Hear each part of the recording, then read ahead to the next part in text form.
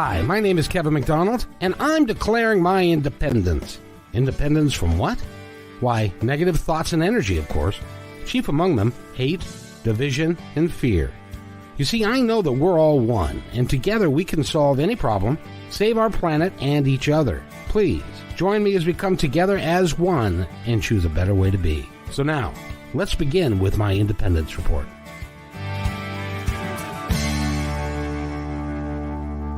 And welcome, everybody, to the second hour of my Independence Report. We're doing 3 hours today and 4 hours tomorrow. I don't know why, but we just are.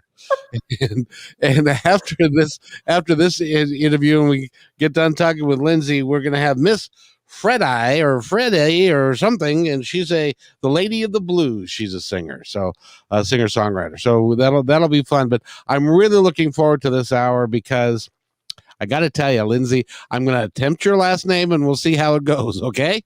I love it. Toensing, right? Close. Tenzing. Oh, that wasn't even close. It's interesting because depending on who you ask within the family, they pronounce it differently too. So I'm just going with however my husband pronounces it. That's what I'm going with. So this is your married name, so you haven't had this one forever then? No. My maiden name is Olsen. Very simple. See, that I would prefer. So it's Lyndsay Olsen. No, I'm kidding. Toensing. Tenzing. Take the number 10 and sing. I'm gonna spell that phonetically. That would be better. Tenzing, gotcha. Okay.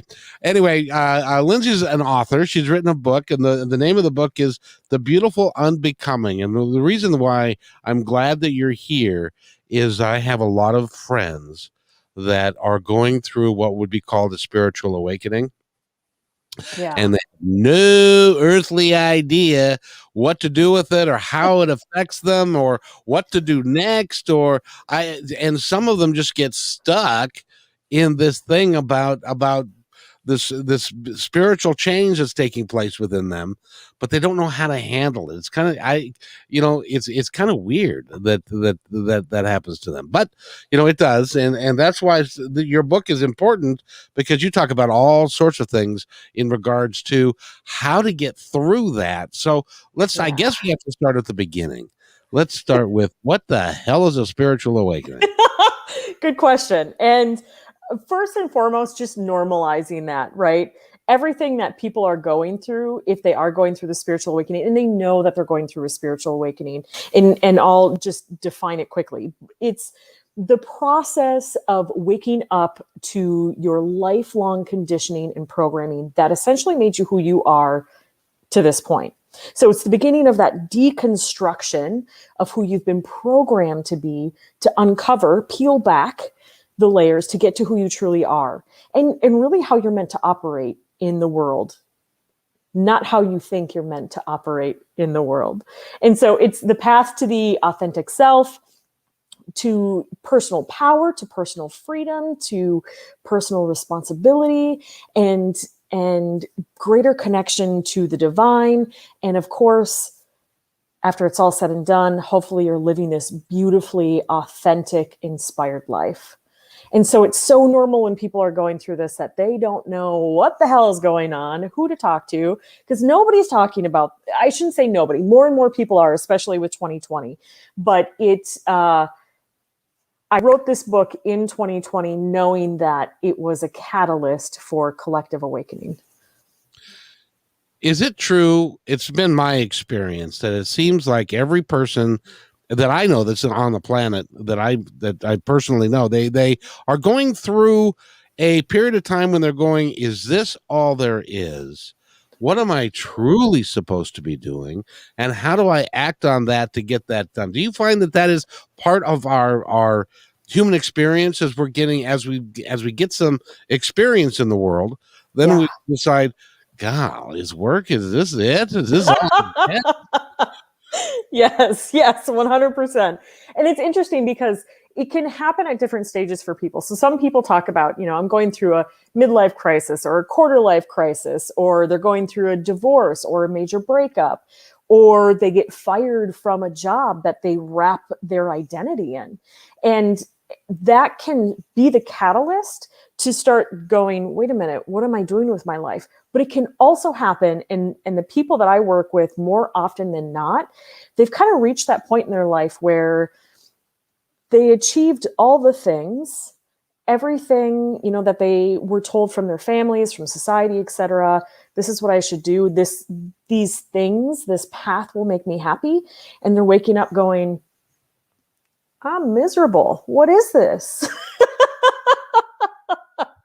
There's nothing wrong, right? First world problems. There's nothing wrong.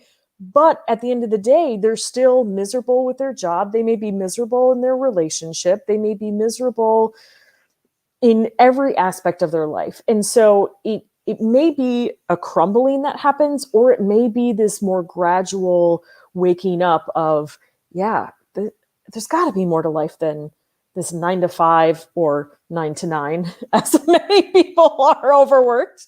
And yeah, that's the beginning. What's my purpose? What is the meaning of all this? Why am I doing this? What exactly? I had one of those when I was 42, and people around me said, "Oh, he's just having a midlife crisis." But it wasn't that. It was a matter of I wasn't happy with the religion that I'd grown up in. I wasn't happy with the position of the job that I was at, because I was going to spend the next 25 years doing the same thing over and over again, like Groundhog Day. And I didn't feel like I was being fulfilled in the way that I really wanted to be. And so I made some, according to some people, I made some rather stupid changes. but went into broadcasting, and was on KKNW for a number of years, and other places, because I wanted to do what I'm doing now and what I've been doing for a while. But it was one of those things where, what do you do? How do you, when you're feeling that way and you have nowhere to turn? It's got to be, because I was fortunate, because when I started feeling this way, my wife and I and another couple got together, and they were around the same age. They were feeling the same things. Wow. And so we were able to feed off of each other. Yeah. Which made it work. But if you're out there alone, and your husband is on the couch or living that you're not feeling fulfilled by, and your kids think you're stupider than a mud brick, and because you know what I mean. It's totally, you know what I mean. Yeah. No, and in my situation, unlike your situation where you fortunately were able to build that community, you had people who were going through this as well. So you were able to kind of bounce things off of each other, know that you're not crazy, know that, these changes may seem, stupid or whatever, but you have people who are supporting you to help kind of offset the resistance from other people. And for me, when I started going through this, of course, it was similar, where it was like, well, maybe you just need a vacation. Maybe you just need a new job. Maybe you just need, all these other things, external things. What external thing can we point you to so you don't actually change? Because we like you the way you are. Exactly. And it's one of those things where, as you're starting to unravel these belief systems, and so even I outline in The Beautiful Unbecoming, the first step is really getting clear on your beliefs. And it's understanding that right, wrong, or indifferent, our beliefs were programmed from our caretakers, who were programmed by their caretakers, who were programmed by their caretakers. And we have generational beliefs that may or may not actually be our own, that may or may not actually work for us. So the people we hung out with, the people we dated, the people we married, the jobs we had, the path we took may or may not be authentic to us, but we did the right thing. So first step is kind of unraveling all that and questioning those things. And then I talk about getting clear on your values, and specifically coming up with your top 5 values. And I think I say, even if you can get to your top 10, that's pretty good, because most people have a hard time even identifying that. But the point of values is not just, yes, integrity is important to me, but it's a North Star. It's a way for you to decide, this thing, this person, this job, this place, whatever it may be, does it fit within my value system? No? Great. I'm going to move on so that I continue to make room for the things that are aligned with my authentic self and let go of the things that are no longer aligned. And from there, it's also super important. I feel like I'm getting long winded, so feel free to cut me off at any point in time, Kevin. No, you're good. I'm taking notes. Sounds good. And then with that, it's finding that community, finding your people. So I talk about the joy inventory list and the beautiful unbecoming. Oftentimes, there were things that we did when we were children that give us clues to what our purpose is and what's going to bring us meaning and fulfillment in the future. You are absolutely, you're dead on right. It is amazing how good, because when you said that, it reminded me, because I've always been a bit of a performer, and it reminded me when I was like 8 years old, and I was in Cub Scouts, and my mom got me to do a monologue for the blue and gold dinner. It was the big dinner for everybody. Wow. And a monologue, which is, if you don't know what a monologue is, it's something where you're on stage by yourself, you've got nothing, and you're acting out a scene. And I did it, and I just absolutely loved it. And I'll never forget sitting in front of our house one day, and there was a part that I could have gone and tried out for in a movie, or I could play baseball. And I had to make the decision of which one to do. I chose baseball and gave up the acting, but I came back Wow. to it years later. But Yeah. you're right. When I was a kid, Yeah. that was what turned my crank, and, Yeah. and I gave it up. Yeah.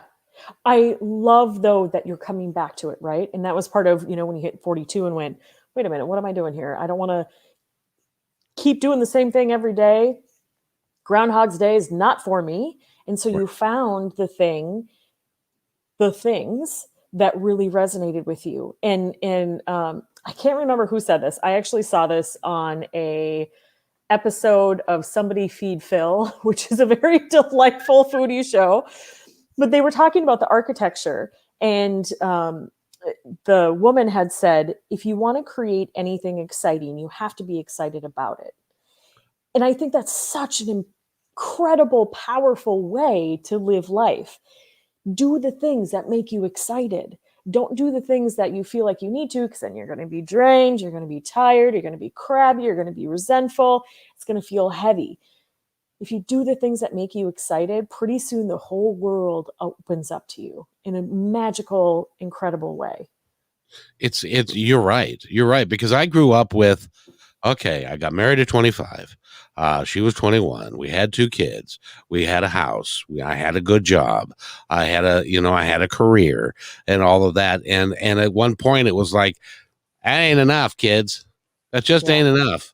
I need more, and I need to, and so, now, and I want you to address this too, because I know you've talked about this before as well, and that is that even though when you're making this change, it's not necessarily a smooth transition.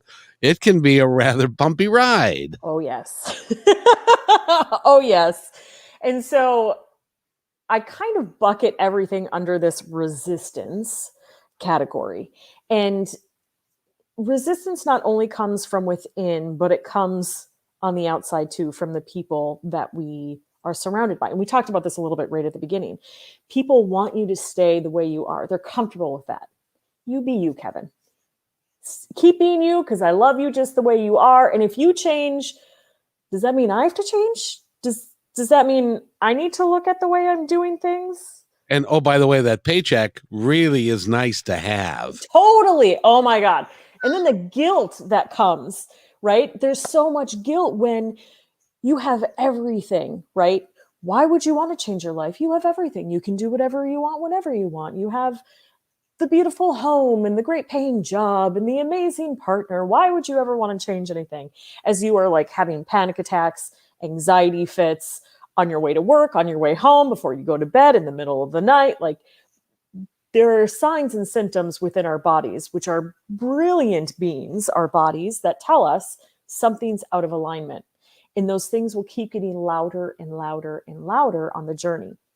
So I'll share a little bit about my story. When I realized that I was going through a spiritual awakening, even very first, I remember writing in my journal, because this is me typing, if you didn't know. I was writing in my journal.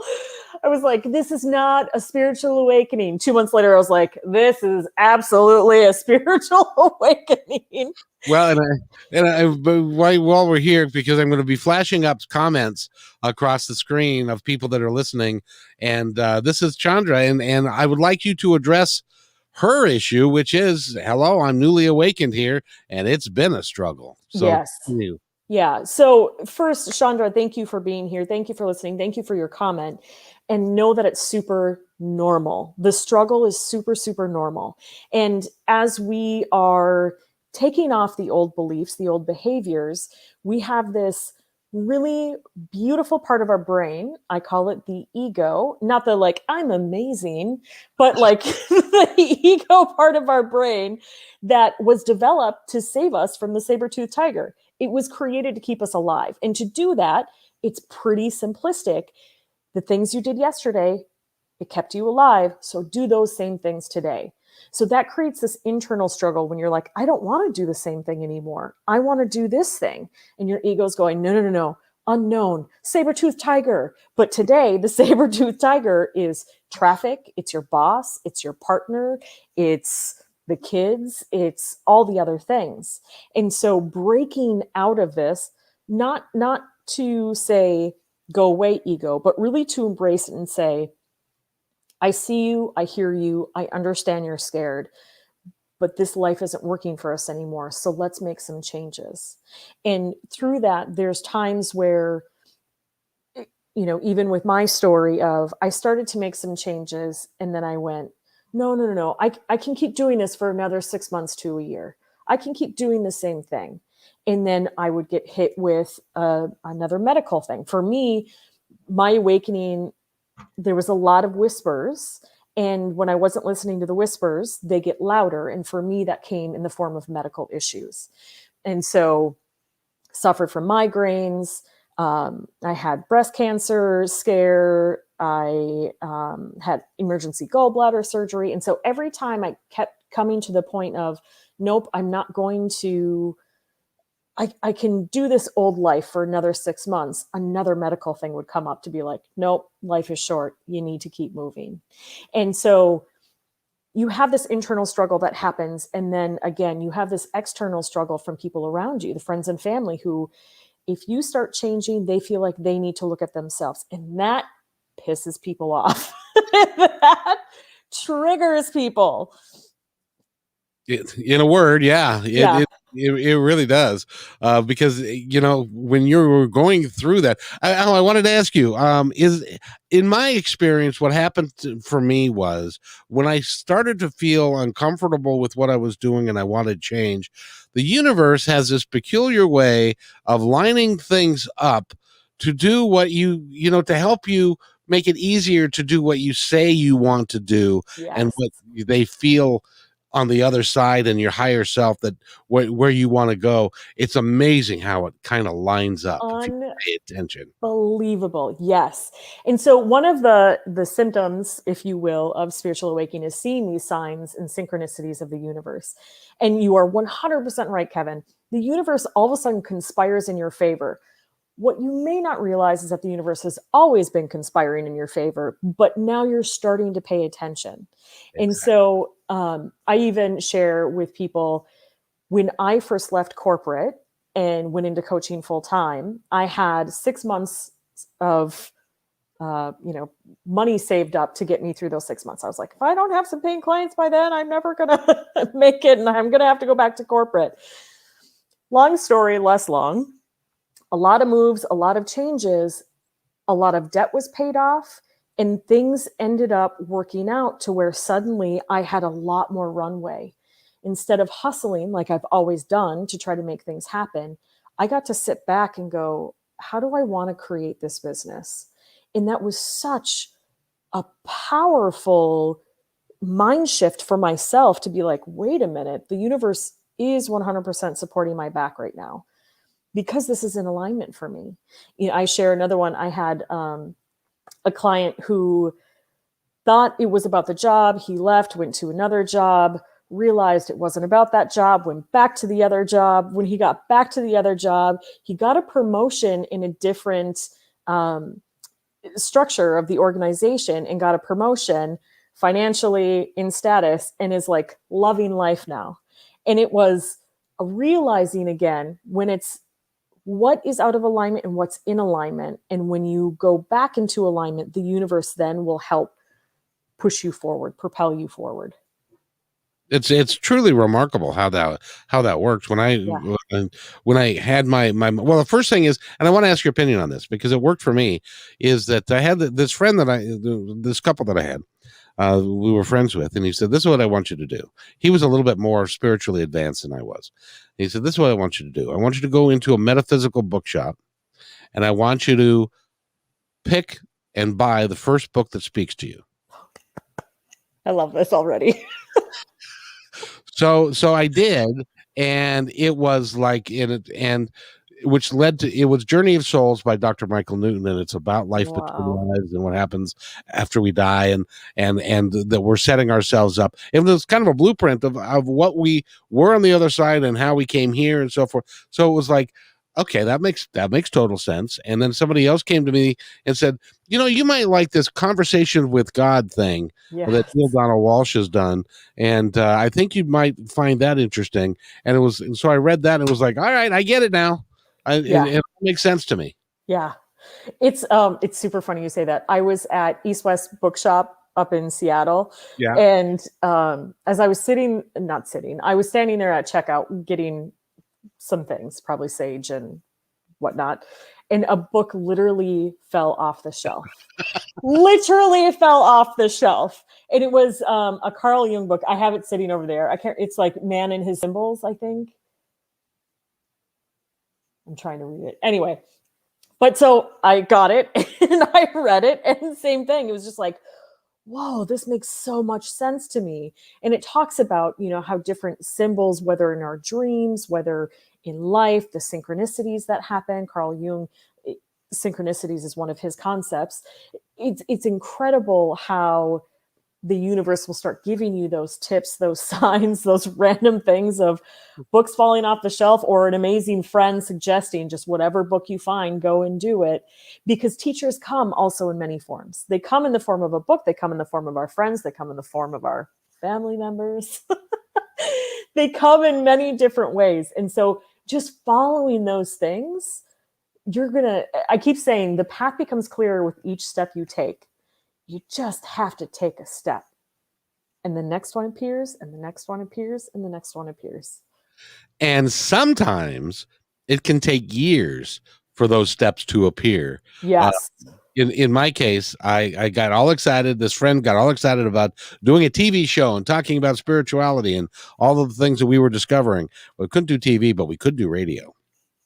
And we fell in love with the medium of radio, and I loved what I was doing. And so I as it turned out, another synchronicity, the job that I had, the company was bought by somebody else. They were downsizing. I was going to keep my job, but they were moving everything to Portland. And so and at the same moment, KKNW was flipping format from a news format to a block programming format, so I could go on there 5 days a week, 2 hours a day. Wow. And talk about what I wanted to talk about, which was spirituality and all of that. It cost me some money to do that, but I thought that I could with unemployment and stuff, I thought that I could make it work. I did that for 10 months. And then unfortunately I got into debt with that, and I couldn't continue. And so I had to go back to work. And of course, in the meantime, my wife and my marriage ended. I lost my house. A bunch of other stuff went on. But I went to work for King County Metro for 11 years. So I drove a bus, and which righted my financial ship. And then I was moving I live in Bow Lake, 55 plus community, which is virtually right down the street from you. And and I was moving into my house and my little place, and I broke I fell and tore my rotator cuff. Oh my gosh. Had to have surgery on that. And then I fell again. I tripped over my son's 8-week-old puppy. And and tore my tricep on the other side and had to have surgery on that. So at one point I was like, okay, how do I there's certain things you can't do when you're and how am I going to get that done? So in any event, I won't just share the details, but anyway, it made it impossible for me to continue driving a bus. But my goal was that I wanted to do what I'm doing today full time. And I wanted to do it because I could talk to people like you that can help people like Sandra, who, let's see what she says here. I'm really hoping mine goes faster than a year or years, lots, or at least to get past the phase I'm in. I'm trying hard to work on patience. Yeah. Go ahead and answer that. Yeah. Okay, good. I was like, can I address that? So there's a couple things, Chandra, that I just want to normalize. The journey of spiritual awakening and a spiritual path is lifelong. There are going to be seasons, if you will. There's going to be ups, there's going to be downs. And my best advice for anyone going through this, when we become aware of what's going on within us internally, emotionally, energetically, physical sensations, I always talk about body, energy, emotions, when we lovingly accept what's going on. So we're not trying to push it away. We're not trying to get rid of it. When we truly accept it, there's an integration that happens because what we resist persists. What we accept shifts. And that is one of the most powerful lessons that I've had on my journey and through my training and my personal experience, things that I thought I had addressed, I'll just say parental issues. I was addressing parental issues a bajillion different times, a bajillion different ways. And this healing is a spiral. And so it's not like it's a one and done thing. We continue to learn from those experiences, look at those experiences, and heal from those experiences from a different perspective each and every time. And so just remember what we resist. So what we're trying to push away, what we're trying to get rid of, it's going to persist. It's going to stay with you. But what you lovingly accept will shift. Goosebumps. Thank you. Feels like I've always been searching for discussions like this. It's so helpful. And that makes them Chandra, that makes my heart very warm because that's why I do this. Is I don't you you are Lyndsay, you are very good at what you do and you articulate it so well. Thank you. You've got such a positive energy about you that you can help people who because if you don't have, and you're right, if you don't have the support system, it's really hard when you're out there all by yourself. So hard. Yeah. And even with that, when you start, to Chandra's point, she's been looking for a show like this or conversations like this. I know it's been hard because we've all been kind of on lockdown and seclusion, but even as we start reaching out, find the communities, whether it's through Meetup, whether it's through workshops, whether it's through, book clubs, like-minded people are the best place. The clubs of like-minded people are the best place to start building your community. And through my shamanic studies, through my sound healing education, through the Seattle Sound Temple, through, Foundation of Shamanic Studies is where I've done most of my shamanic studying. I've met people locally and globally that have become my soul family. I have friends in Australia. I have friends in Canada.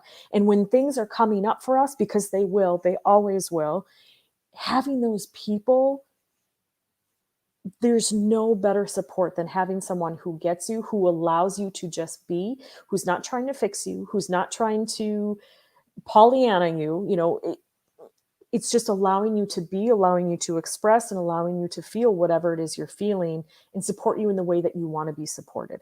That's huge. That's everything. That really is. That's wonderful advice right there. And also, by the way, if you don't have a group of people around you, a great place to start is to pick up her book, which is The Beautiful Unbecoming, because that will give you the courage. And it takes a measure of courage to step outside of what you've always been when it looks like it's a big dark hole out there and you're not sure what's going to happen. Yeah. Am I right in that? Yeah, definitely, definitely. And I think the other thing is there's a lot of books out there around self-help and things. The Beautiful Unbecoming is a workbook. It has the tools in there to help you deconstruct some of these things, to help you identify your North Star, your values, to help you identify the things that are going to excite you, the joy inventory list. It gives you ideas on how you can navigate these things and work through these things. And I also call out in there, it's really important to understand this book and myself, I'm not a licensed therapist. I am a transformational coach. So if you are in a position where you feel like self harm or the world would be better off without you, it's important that you get the appropriate help out there. It's so important to know that getting help from a therapist, a counselor, a psychiatrist, that is so brave to do. I work with therapists myself. I also have a coach myself, and I am a coach. So it's important to make sure you get the right support that you're looking for and that you want. And so, yes, the book is a great tool to help people. And of course, if people read the book and they want additional support, please reach out to me and let's talk what that might look like. By the way, she is local. So she is right here in the Seattle area, and I know you are too, Miss Waddleworth. And because that you can reach out to her and stuff. I'm struck. I talk to a lot of people, as you can imagine. I'm doing like 10 or 15 podcasts a week, and so I've got, like I said, 4 tomorrow, 3 today. But you're very gifted. Did you know that? Um, I don't even know how to answer that question. You First, are. thank you so much. And I don't know. I'm just me, I guess.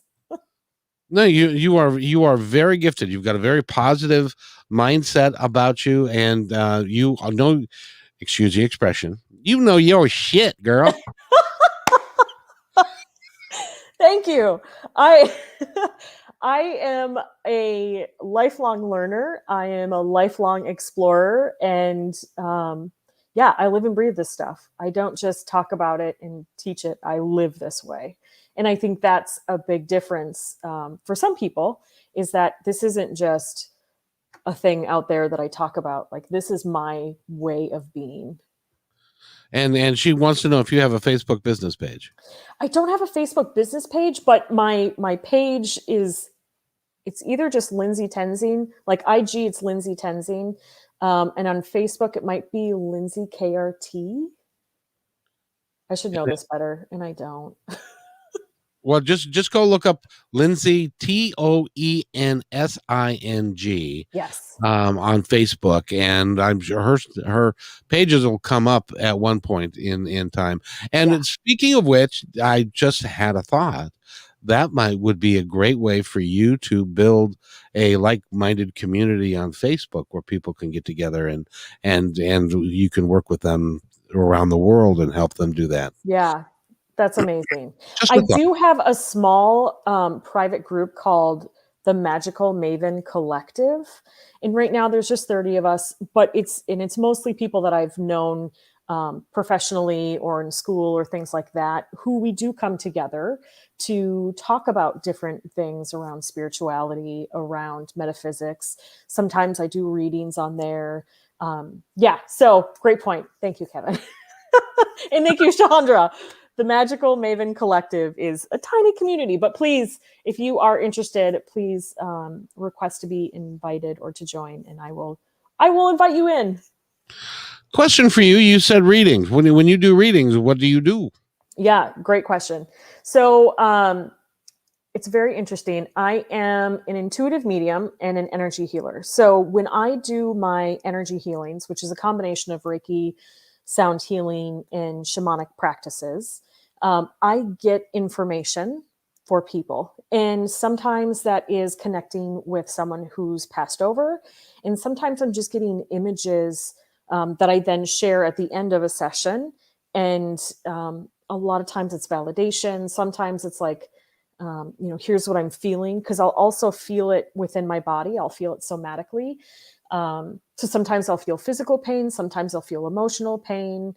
It depends. And then I also am an oracle guide. And so I do oracle readings, which is a combination of oracle cards, intuitive reading. And again, sometimes I have no control over who shows up when they show up. Sometimes I'll get people's loved ones from the other side who pop in. When you say oracle cards, are those different than tarot? Yes, great question. So the tarot card, regardless of what tarot deck you have, the imagery may be different, but the cards are always the same. You have the major and the minor arcanas. With oracle decks, I happen to have two right here.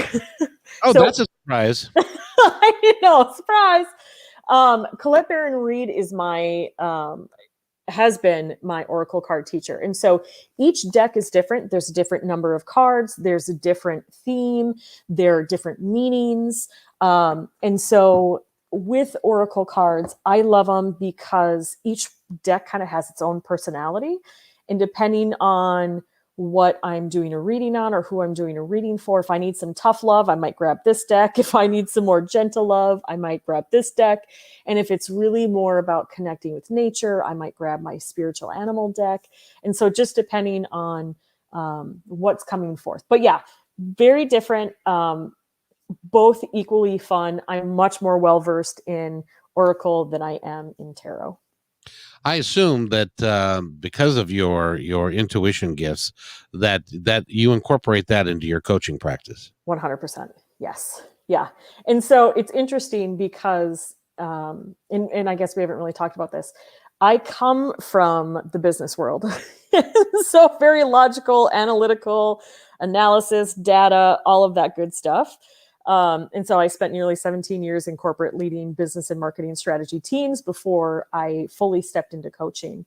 And yes, Kayla, love decks, right? So it may be an addiction. I haven't decided if I've crossed that line yet or not. But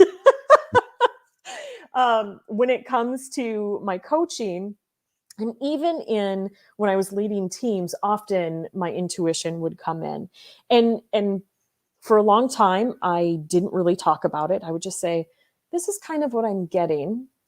Does that make any sense to you? And I wouldn't make it super woo. And even now, I think that's why a lot of people resonate with me, because I have kind of that grounded, practical side of me with the woo. And so it feels, I think, maybe a little bit more accessible for some people who aren't as comfortable with all things magical. But yes, in my coaching that I do now, it's very much, we do inner work before we do outer work. And I very much bring in anything that I'm getting from your energy, anything that I'm getting from visually, auditorily, or bodily sensations. And I do that often to challenge people because, people want to say one thing, such as, and I'll just use a super simple, everything's fine. Oh yeah, I'm fine. The week was fine. Everything was good. That's great. My life is perfect. Yeah. Yeah. And I'm like, weird, because what I'm getting in my body right now is a real tightness in my chest. I wonder what that's about. Are you feeling anything like that? And so sometimes I bring it in that way, and that kind of opens the door sometimes to be like, okay, yeah, actually I'm feeling a lot of anxiety in my chest, and here's what's going on. And so that's just one way in which I bring in my intuition into my work. I would like you to talk with my friend Kayla, who is here, and to give you a little backstory on her. It was about a year ago when she went to a place in Mount Vernon, and the gentleman said, "You're pretty psychic. You've got some gifts going on, and that you don't really know about." And she has spent the last year kind of working to explore her gifts a little bit, and she's getting more and more in tune with it. But it's almost like watching a toddler start to walk. And it feels that way too when you're first using your intuition and your intuitive gifts. Oh my gosh. A little bit, and comes back, and she's just recently learned to trust, to that you have to go with it and to trust the emotional connection. Yes. But she still calls it crazy. So and it does. It feels crazy sometimes. I always joke. So last November, I was getting together with a group of women that I worked with a long time ago. We were going to South Carolina. And I'm sitting there at the table. I think I was actually pulling cards at the time. And I hear in my mind's ear, if you will, a male voice that says, "Don't go." Like, what? What was that? Like, don't go. A, who was that? B, don't go where? To the grocery store? Don't go. Like, all these things. And so I then got the gut sensation that I shouldn't go on this trip. And I still went. I didn't listen to that guide who. Of course not. Like, am I going crazy? I feel like that was crazy. I heard a voice that I do not know. It's a disembodied voice. What is this? And that trip, trying to get out there was multiple plane changes, multiple flight cancellations on the way there and on the way back. I was like, now I know why I wasn't supposed to go. And have you ever done this? Have you ever been leaving your house and you get the, "You better get this" Yes. message, and now I used to ignore it. Now it's like, oh, all right, and I turn around and go get what I was supposed to get, because I got a feeling that I'm going to need it. I don't know why, but yes, it always works out. Yes, it's so good. It's so good. It's interesting too, because as I've been on this path, I studied human design. And so Robin Wynn was my human design teacher, and that allowed me to understand a lot more of how my intuition works and how I'm meant to operate in the world. And then on top of that, I connected with Jessica Babico, who was the one who actually helped me realize that I was a medium, because I had been resisting that my entire life. And I was like, no, I don't talk to dead people. That's not how it works for me. Like, I'm just seeing these images, or I might hear a laugh, or I might, hear an accent, but I'm not having a conversation with dead people. And she was like, that's how it works for you. I was like, what? No. And then all of a sudden, all of these memories come flooding in around how many other people were like, "Oh, you're a medium. Oh, you're a medium. Oh, you're a medium." Because I'd be like, "Oh, did somebody die here?" The house that I bought with my ex-husband, we walk in and the first thing I say is, "Oh, did somebody die here?" And my ex-husband's like, "Oh, ignore her. She just does this sometimes." He's an ex for a reason now, right? It is. And then I found out later that the previous owner had died in the kitchen, and there was all of these synchronicities that came and happened with that. And so the neighbor was like, "Oh, you're a medium," and I was like, "No, I'm not." And so it's interesting how all of these things start to add up. You start to connect the dots to all of these things. And the other thing I want to add about intuition, that a lot of times people think intuition is, the super woo-woo, magical, unbelievable thing that only the select few have. Everybody is intuitive. Every person is intuitive. It's just a matter of if you are connected to your body, your emotions, and your energy, so that you can be in the flow, so that you can get the messages. And that takes a lot of deprogramming to get to. I have a quick story that hopefully this will shed some light on this subject for a few of us, and that is this. The other night I was watching a pawnbroker show about, you're bringing stuff in and they settle on how much it's worth, and it's, I forget the name of the show, and they showed pennies, the steel pennies from World War II, and then it was like worth $10,000. I looked mine up and they're worth $1.50. In any event. So I decided, because I knew I had some somewhere, and I wanted to check them out and to see. And so I started going through everything. I moved, and I still have stuff in boxes. I'm just so lame. But so I was looking for stuff, and I found this. What this is a CD that I did an interview with my dad 2.5 months before he passed away. Wow. I haven't seen it in a long time. I didn't know where it was, but I was able to load it in and review it, because because the theme this week for me has been, my father did not lead the life that he chose to lead. He led the life that he was expected to lead. Yeah. He had the kids, he had the wife, he had but he had to work 6 days a week to do it. Yeah. And it was, he never was satisfied. And so if you're looking for your intuition, you might start looking for pennies and end up with a CD that you listen to that means something and that Mm. is important for you to know at that particular time. So true. So very true. And two thoughts with that. One, I also think sometimes things like that happen when our passed on loved ones are trying to give us a message that we need to hear in that moment, right? And so also people think sometimes my intuition should talk to me in a very specific way, right? In my mind, mediumship, you see dead people. It's not necessarily the way it works. It's not like the sixth sense. Also, you may get things through a movie, a song on the radio. You may get things from a card from a friend, a recommendation for a book. It can come through in many different ways. You just have to find out and pay attention, bring awareness to the ways in which your intuition works for you.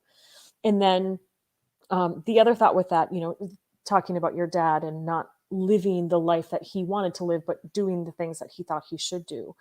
My grandmother, my maternal grandmother, who I was very close with, who died suddenly, same thing. A couple months before she passed, I had talked to her, and it was her birthday.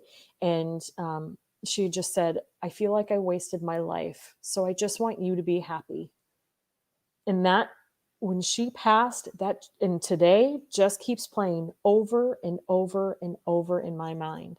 And so each time that I go, this is really hard, am I doing the right thing? I reconnect with, is this making me happy? Yes or no? No, let it go. Yes, keep going. And that's what that lesson taught me, was that he was trying from the other side, I believe, on honest. And well, no, Yes. let me take that back.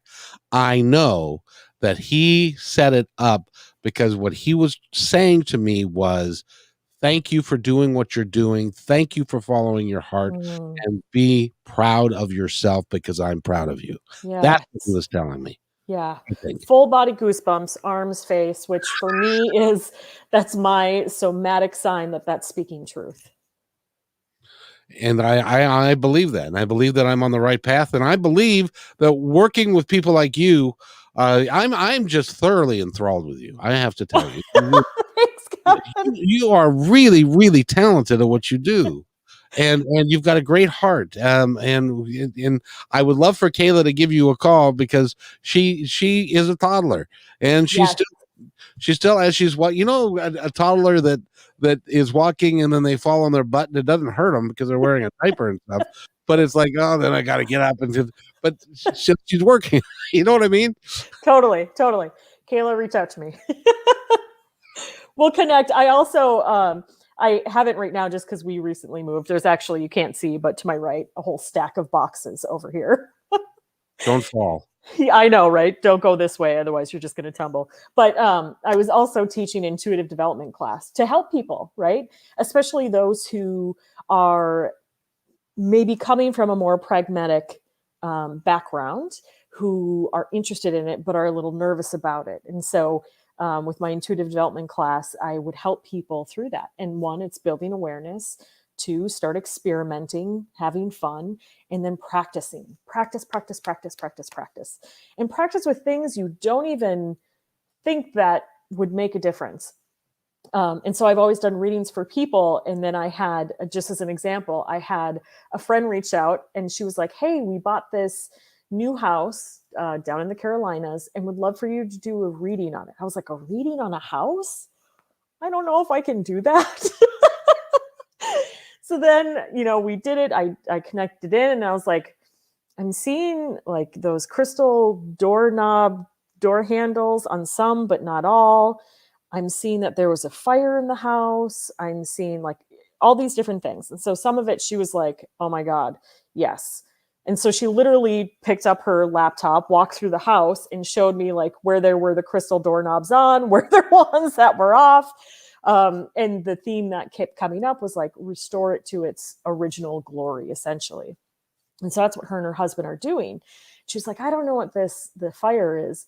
And then a couple weeks later, she reached out and she was like, we were cleaning up the pantry to redo it, and there are signs of fire back there. And so she was like, do you know how much you got right? And I was like, I am sometimes still amazed at what comes through. Yeah, it's incredible. I love it. And Chandra says, beautiful. I can still hear my grandmother's words in times of chaos. Go slow, when and where you can, Chandra. Yes, you're amazing, Lyndsay. Oh, thank you, Chandra. And that's amazing. Go slow, when and where you can. Yeah, it's so important. This world will move so fast and you will get swept up in it if you allow yourself to be, but you have the power to slow down if you want to slow down. You know, and I'm so excited because I get to talk to you more on Sunday. I know, me too. She's going to be on KKNW 11:50 a.m. at 11 o'clock in the morning with my Positive Talk show on Martha Norwalk's Animal World, which we're going to probably change to my Independence Report, but that she doesn't know that yet. And for branding purposes and all that. But it's amazing. Again, a gal who I dearly love, and she's going to be on in July, so it's not, and she's on my show every week. I booked her on to the 11 o'clock time slot, and she said, I think I can do that because she had a event that she was doing over the weekend, and she said I'll be done with it by 10 in the morning. I said, okay, great. Then she emails me today and says, no, it looks like it's going to be 2:00 in the afternoon. And of course, I knew I was having you on. And so I immediately called your publicist and we hooked up. And so that, again, was meant to be. Totally. 100%. 100%. I love it. It's so be looking, folks. Be looking for those songs. There's a song by, of all people, Metallica, which is it's called Nothing Else Matters. Yep. And I heard that like in 3 different radio stations within 24-hour period. It's like, wow. Yes. what are you trying to tell me? Yes. Yes. And I got Nothing Else Matters because what it is do what you're doing because nothing else matters. Yes. Oh, so good, Kevin. So good. I have all of the it's amazing how I get the music. I don't know how they do this though, because I know how radio works. You've got a program director, and he builds a program list, and it's all by time that the song, so it works out that the commercials are timed, and they have go to the top of the hour, and that's all timed. How in the hell do they know when I'm going to turn my car on at that moment, and the right song will play? Could you answer me that? I've always wondered. I don't know that I can answer that definitively. I know that things are always working in our favor, and they're going to get the messages through one way or another. And to your point, Kevin, if things are happening multiple times, really pay attention to that. Sometimes it is a one and done if you get it. Same with dreams. If you're having repetitive dreams, there's something in that dream that is meant for you to hear. And so, yeah, they do amazing things. Time is only a construct that we humans have invented and live by. It doesn't exist elsewhere. It doesn't exist on the other side. Time can't exist because there is no moon and there is no sun that we're revolving around, which is how we've built time to begin with. Totally.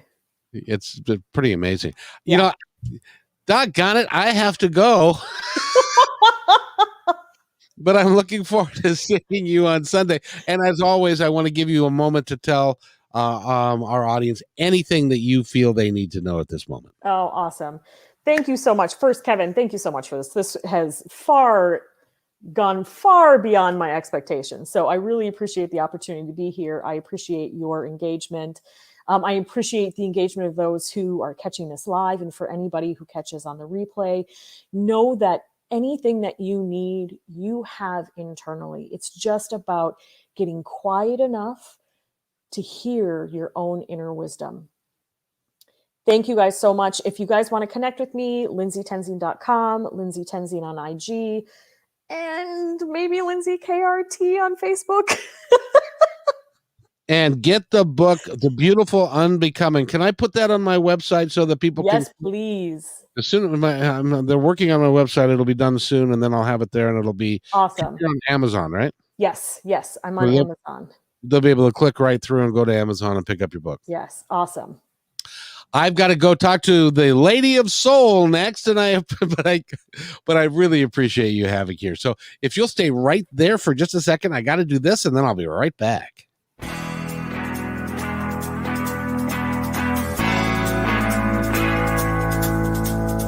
Hey, and thanks for listening to this episode all the way to the end. Hey, pretty cool. Hey, don't forget to follow us so you can receive regular updates and new posts. And remember, take care of each other because each other's all we've got. See you next time on My Independence Report.